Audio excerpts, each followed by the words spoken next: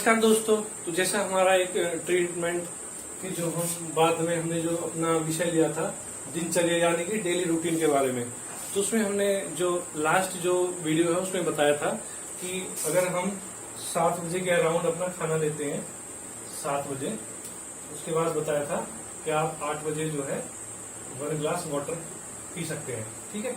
और जो भी लोग दूध वगैरह जो पीते हैं तो वो 8:30 अराउंड अपना मिल्क ले सकते हैं।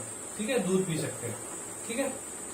उसके बाद में हमें क्या करना है, ये बात ध्यान रखनी है हमेशा, जब भी हम खाना खाते हैं उसके तुरंत बाद में हमें हमेशा यूरिन के लिए जाना चाहिए।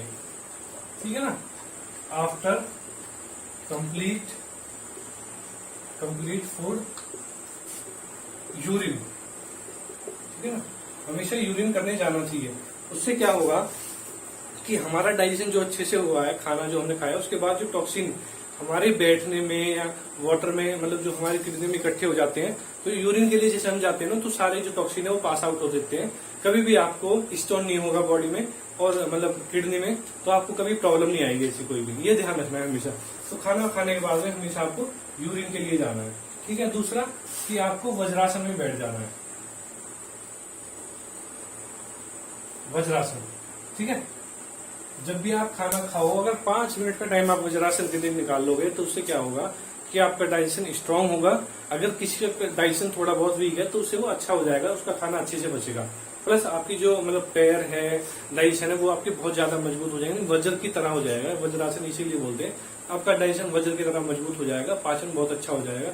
पाचन अच्छा हुआ जब भी वो आपके शरीर में लगेगा, वरना कुछ भी आप खा लीजिए, चाहे बादाम, किशमिश, काजू, सेब, केले, अमरूद, दूध, दही, कुछ वो मतलब लगेगा नहीं इतना, अगर पाचन अच्छा नहीं है। तो पाचन अगर अच्छा है तो बहुत बड़ी बात है, तो भी वज्रासन में बैठना चाहिए, आगे प्रॉब्लम नहीं आएगी। और जिनका वीक है उनको भी वज्रासन में बैठना चाहिए। ठीक है, ये हो गया। उसके बाद में अब बात करते हैं कि 8:30 बजे आपने दूध पी लिया, अब 9 बजे से आपको सोने की तैयारी कर देनी है। अब आपके अकॉर्डिंग, आपका अगर थोड़ा बहुत कोई काम है तो आप जो है 10 बजे तक के आप फिर भी टाइम दे दिया जाता है, 10 बजे तक आप सोने की कोशिश करेंगे। ठीक है।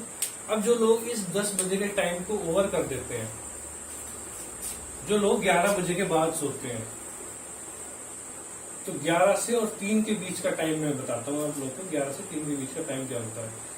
11 बजे हमारा जो गॉल ब्लैडर है वो एक्टिव होता है।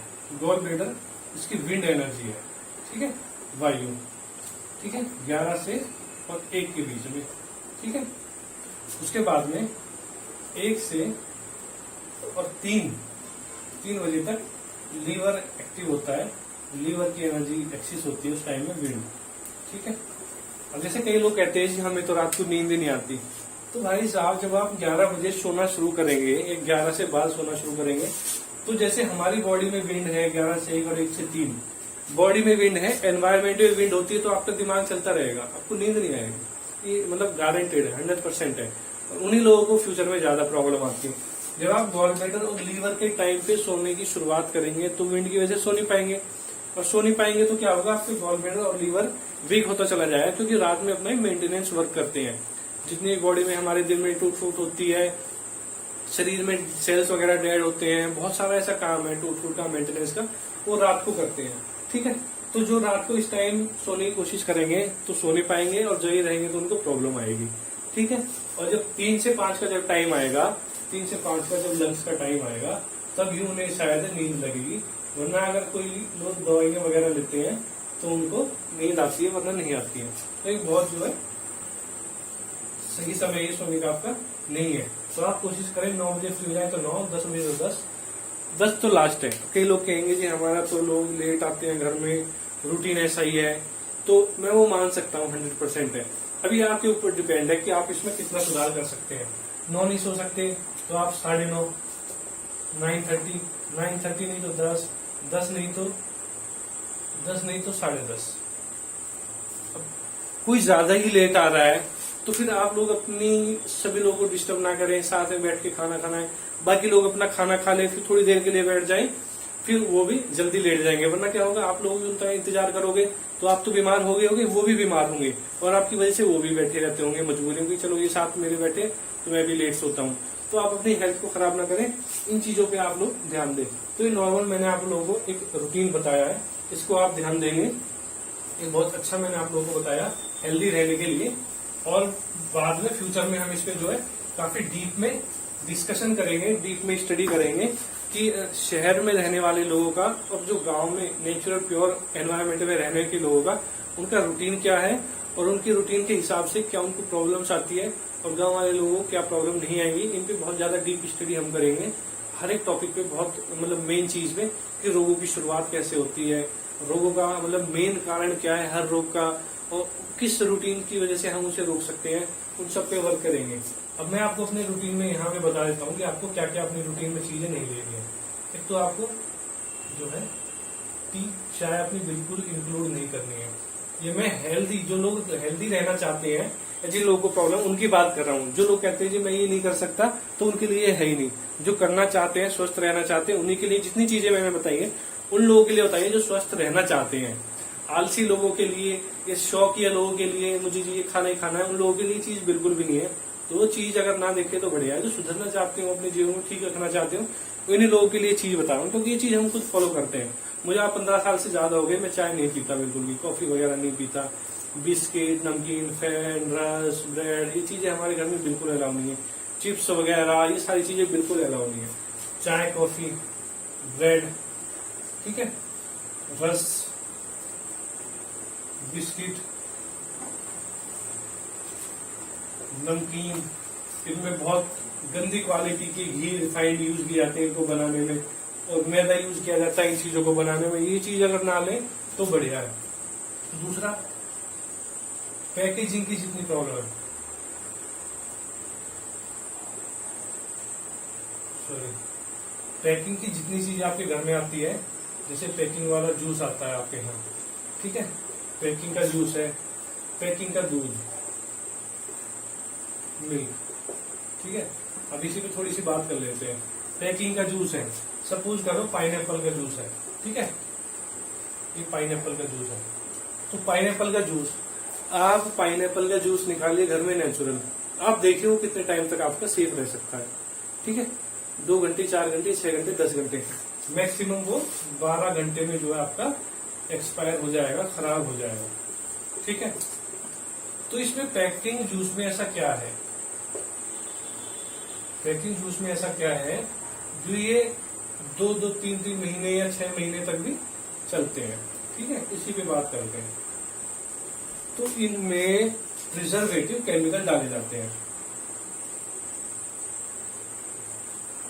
प्रिजर्वेटिव केमिकल डाले जाते हैं, ठीक है। अभी प्रिजर्व केमिकल क्या होते हैं, मैं एग्जाम्पल के तौर पे आपको समझाता हूँ, ठीक है। ये क्या होते हैं, अगर किसी को जरूरत हो तो ये स्क्रीनशॉट ले सकते हैं। ये होता है, ये मैं लिख देता हूँ, डोंट टेक, ये नहीं लेने हैं, ठीक है, ये आपको नहीं लेने हैं। जो चाहे वो स्क्रीनशॉट ले सकते हैं, ठीक है। प्रिजर्व केमिकल पे बात करते हैं। सपोज करो आपके घर में फ्रिज है, ठीक है, ठीक है, और आपका दूध है जैसे मान लो, या जूस है, कोई भी चीज है, चलो मैं जूस ही लेके चलता हूँ। आपने फ्रेश जूस निकाला, ठीक है, फ्रेश जूस आपने निकाला और वो आपने फ्रिज में रख दिया, ठीक है।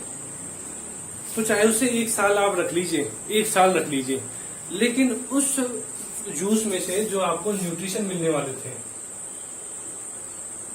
जो आपको न्यूट्रिशन मिलने वाले थे, उनका टाइम है 2 घंटे, 3, 4 या 5 घंटे मैक्सिमम उनका है। उसके बाद में उसमें बैक्टीरिया आ जाएंगे, और जब बैक्टीरिया आ जाएंगे तो उससे आपको जो बेनिफिट मिलने वाला था वो नहीं मिलेगा, ठीक है, नहीं मिलेगा। तो आपने उसे संभाल के बेशक रखा है फ्रिज में, लेकिन उससे आपको कोई बेनिफिट नहीं मिलेगा। तो ऐसे ही ये प्रिजर्व जो केमिकल है, प्रिजर्व केमिकल का यही काम है कि आपने ये जूस रखा तो है, ये जो जूस आपने रखा है ये एज इट इज रखा है केमिकल से, लेकिन इससे आपको बेनिफिट नहीं मिलने वाला है। उल्टा आपने जो केमिकल जो डाला है इसका बहुत ज्यादा आपको लॉस होगा, इससे आपको बहुत ज्यादा नुकसान होगा, इससे आपकी हेल्थ में धीरे धीरे प्रॉब्लम आनी शुरू हो जाएगी, प्रिजर्वेटिव केमिकल से। अब ऐसा कोई पैरामीटर तो है नहीं हमारे पास में कि हम आपको बता दें क्या ऐसी प्रॉब्लम हो जाएगी, लेकिन वो धीरे धीरे जो केमिकल्स हैं वो हमारे लीवर, स्टमक, गॉल ब्लैडर, हमारे पैंक्रियाज और हमारे पूरे बॉडी में, ब्लड में, आरबीसी, डब्ल्यूबी सबको धीरे धीरे धीरे धीरे डैमेज करती जाएगी। और फ्यूचर में यही सारी प्रॉब्लम जो कहते हैं कि हमने तो कुछ नहीं किया, हमने तो सिर्फ जूस वगैरह पिया था, हमने तो कुछ की नहीं, हमने कुछ गलत खाया ही नहीं। फ्यूचर में जो कैंसर की प्रॉब्लम है, ठीक है, किडनी फेलियर है, ठीक है, और लीवर सिरोसिस है, और भी ऐसी मतलब बहुत सारी प्रॉब्लम है मतलब जिनके कॉमन लोग जैसे जानते हैं, क्योंकि वो जब केमिकल बॉडी में बढ़ते जाएंगे तो ऑर्गन को हमारे मतलब वीक करते जाएंगे। इसमें से डायबिटीज भी है, ठीक है, मतलब बहुत सारी ऐसी प्रॉब्लम है। तो अगर आप इस तरीके से चलेंगे तो आपको प्रॉब्लम होगी। तो इसलिए पैकेजिंग केमिकल की जितनी भी चीजें हैं वो आपको नहीं करनी, ठीक है। अब बात करते हैं पैकेजिंग में।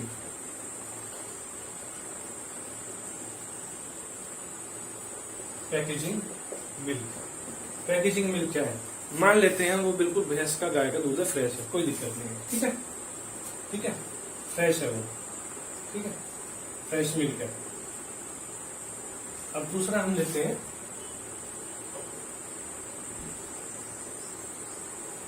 लूज मिल्क, यानी फ्रेश जो गाय भैंस से निकल के आता है, ठीक है, काऊ और बफेलो, ठीक है।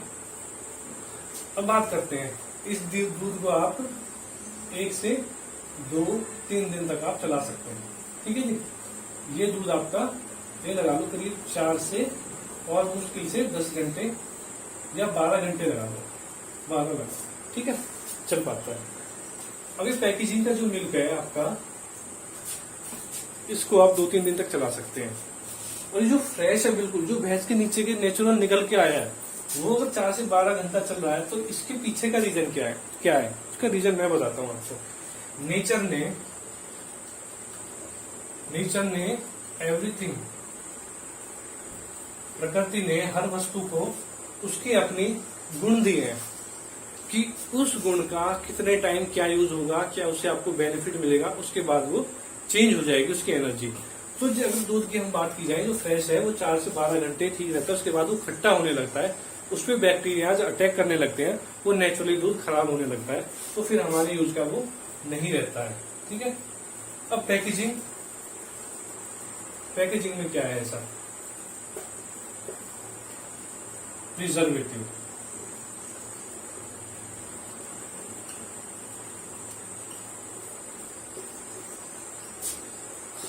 अब चीज यही है, बिल्कुल दूध यही है, यही फ्रेश दूध है, उसका टाइम ड्यूरेशन खत्म हो चुका है, प्रिजर्व डाल के उसको चलाया जा रहा है, ठीक है। अब एक तो वो आपके पीने के लायक नहीं रहा, ठीक है, आपके यूज के लिए नहीं है, डोंट यूज। एक तो आपके पीने के लिए नहीं है, ठीक है, पहला। दूसरा, वो प्रिजर्व केमिकल है, ये भी आपको यहाँ पे नुकसान देगा। अब आपको डिसाइड करना है आपको क्या करना है। लोग कहते हैं कि दूध लूज हो सही नहीं आता है, ऐसा आप उसमें ज्यादा से ज्यादा पानी मिला सकते हैं, वो लोग प्रिजर्वेटिव नहीं मिलाएंगे, कोई जहर नहीं मिलाएंगे, ऐसा केमिकल नहीं मिलाएंगे, वो ज्यादा थोड़ा उसमें पानी डाल सकते हैं। जहाँ आप केमिकल ले रहे हैं थोड़ा पानी का ले लीजिए, क्या दिक्कत है, उबाल लेंगे तो पानी वैसे ही खत्म हो जाना है, केमिकल थोड़ी खत्म होगा। तो ये आपको डिसाइड करना है कि आपको क्या करना है। ये पूरा आपको हेल्थ पे छोटी सी छोटी चीजों पे आपको ध्यान रखना है, हमारा बताने का फर्ज है।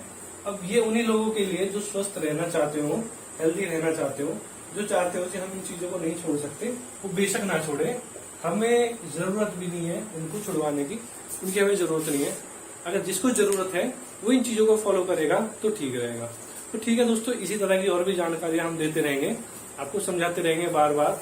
अगर एक इंसान भी हमारे कहने से उतर जाएगा तो हमारा मिशन सक्सेस होगा। बाकी तो हमारा टारगेट है जन जन तक ये चीज पहुंचाए। आप लोगों से रिक्वेस्ट है कि ये बातें, ये चीजें आप सभी तक पहुंचाएं। ठीक है दोस्तों, फिर मिलते हैं नेक्स्ट वीडियो में।